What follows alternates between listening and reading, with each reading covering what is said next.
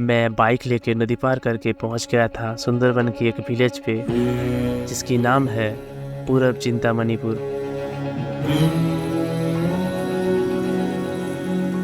बहुत साल पहले मेरा पूर्वज यहाँ रहते थे।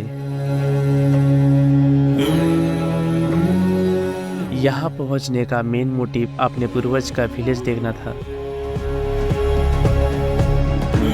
हालांकि कई साल पहले अंडर डेवलपमेंट के कारण उन्होंने इस जगह को छोड़ दिया था।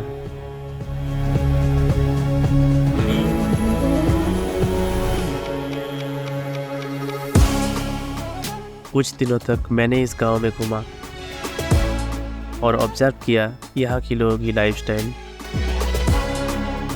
इनकम की मेन सोर्स, यहाँ की main place of interest.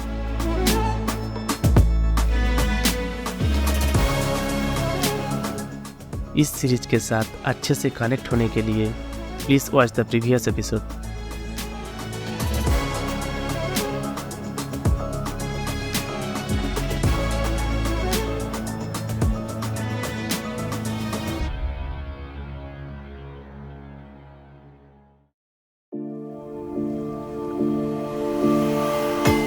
Bike से पूरब चिंतामणिपुर पहुंचने में लगभग दोपहर हो गई थी।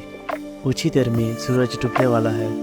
बहुत दूर नदी में हाई टाइड की लहर दिख रही है। फर्स्ट विजिट में ही ये गांव मुझे बहुत पसंद आया। चारों ओर नदियाँ, धान के खेत और बिखरे हुए लोगों की हाउसेस। गांव में लोगों की संपत्ति ज़्यादा होने के कारण इन लोगों के घर बहुत डिस्टेंस में होती है। अभी थोड़ा रेस्ट लूँगा, फिर कल सुबह से घूमेंगे इस गांव में। सुबह सुबह खुद की क्यूरियोसिटी को और काबू नहीं रख पाया, गांव घूमने निकल गया। सुबह का नज़ारा बहुत खूबसूरत लग रहा है। आसमान में बारिश की बादल तैर रहा है। पक्षियों की गाना आज की सुबह को प्रेशियस बना रही थी। सामने हरे भरे खेत। यहाँ पर तालाब की संख्या बहुत सारे हैं। पानी के ऊपर पेड़ और बादलों की रिफ्लेक्शन एक जादुई सुबह का शुरुआत कर रहा है।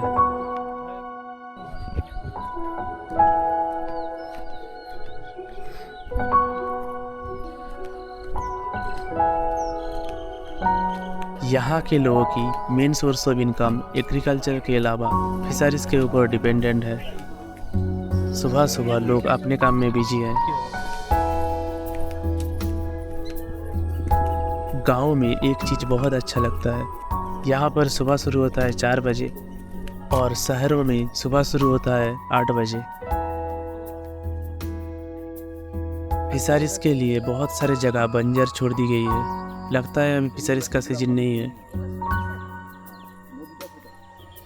पक्षियों की आवाज़ बहुत अच्छा लग रहा था। कुछ देर के लिए खो गया। सामने एक नदी की शाखा देखने को मिली। अभी लो टाइड है, इसीलिए पानी नहीं है। सोच के अच्छा लग रहा था कि बहुत साल पहले मेरा पूर्वज यहाँ रहते थे।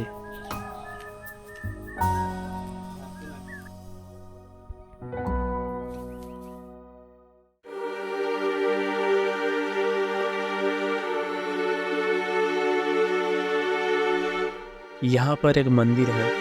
लोगों के मुताबिक ये मंदिर बहुत ही जागृत और पुराना है। ये मंदिर एक बड़ी नदी के पास है। मैं अपनी माँ और बहन के साथ मंदिर देखने के लिए निकला। गूगल मैप पर मंदिर का लोकेशन सिलेक्ट किया। गूगल मैप गलत रास्ता पर ले आया था। लोकल लोगों को पूछने पर सही रास्ता दिखा दिया। नदी के पास ये मंदिर एक अलग ही खूबसूरती को बयां कर रही थी। लोग दूर दूर से यहाँ पर पूजा देने के लिए आते हैं। विशालाक्षी माता को प्रणाम करके मैं नदी देखने गया। अभी हाई टाइड चल रहा है और नाव में बैठकर लोग एक तरफ से दूसरी तरफ जा रही थी। ये नाव मुझे उतना ज़्यादा सिक्योर नहीं लग रहा था, फिर भी लोगों ने बहुत वक्त से इसे अपनी जिंदगी का हिस्सा बना चुके थे। मैं नदी का विशालता में खो गया। ये नदी कुछ किलोमीटर जाके बे ऑफ बंगाल में मिलती है। नाव लेकर सीधा चलते जाओ तो सुंदरवन की जंगलों की दर्शन मिलेगी।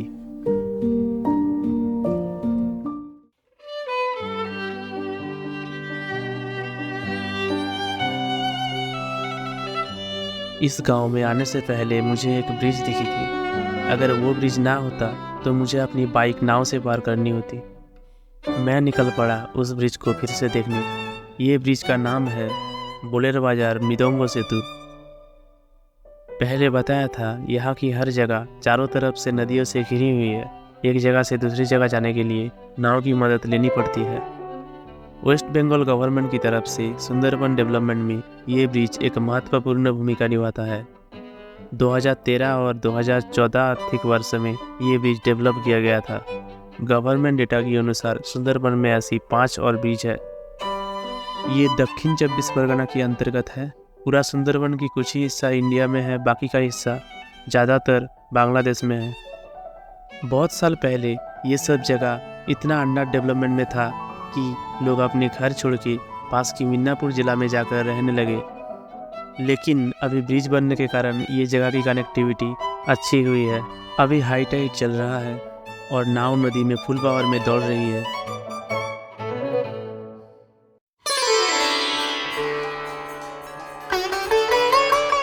आज रिलेटिव का घर काली पूजा है।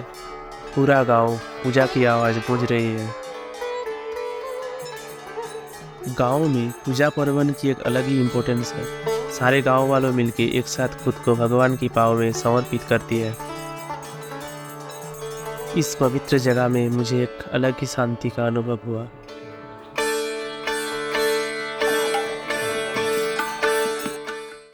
मेरा सुंदरबन विलेज का ट्रैवल यहीं पे अंत होती है। कल सुबह निकलेंगे बकखाली की तरफ।